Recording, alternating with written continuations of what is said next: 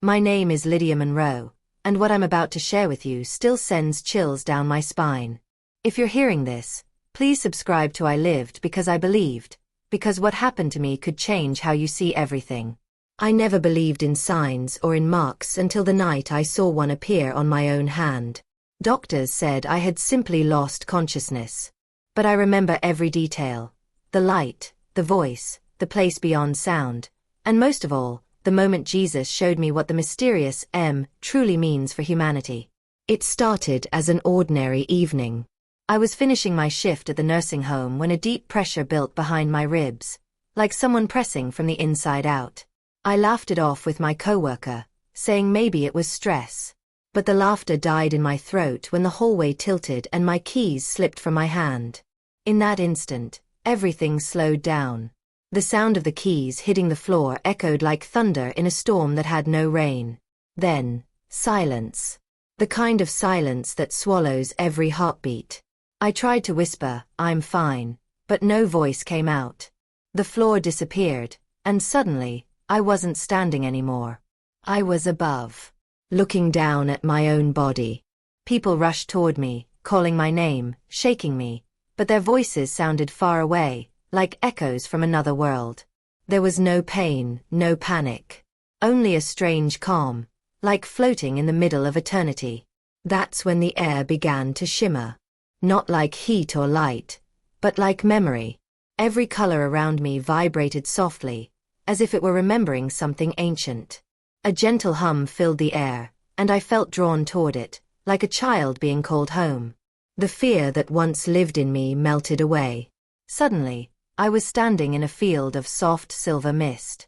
It glowed faintly, alive with something sacred. The scent of jasmine lingered, sweet, but not earthly. Then a voice spoke near my right ear, gentle yet unshakable. "It's not your time, but you must see." I turned around, but no one was there.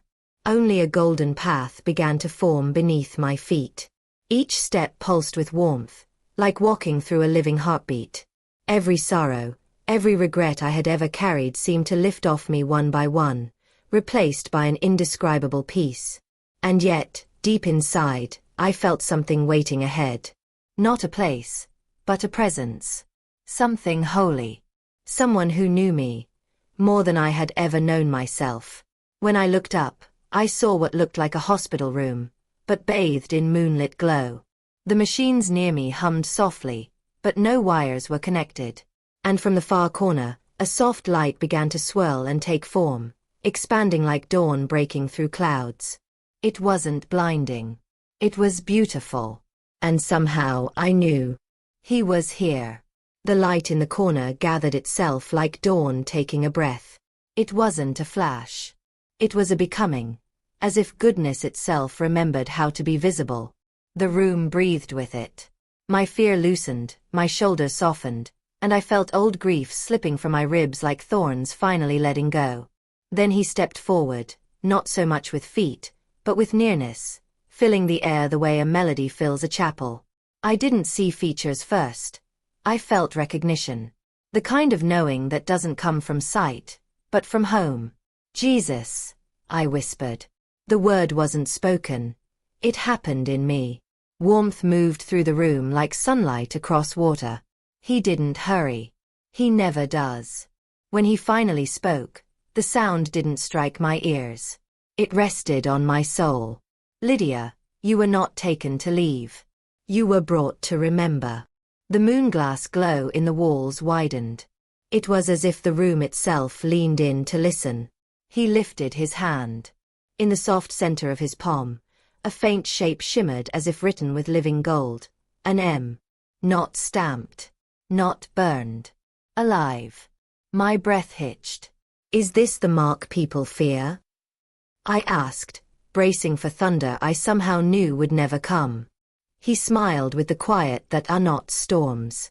"They fear reflections because they forgot the face. The mark is not control. It is remembrance. Memory of how you were made. And by whom." As he spoke, the room unscrolled like a gentle film.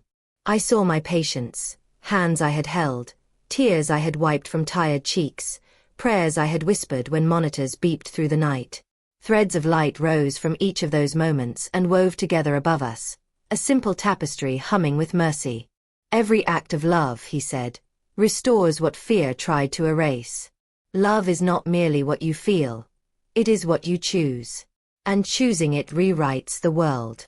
I looked down at my own hands, nurse's hands, dishwater hands, the hands of an ordinary woman. They trembled.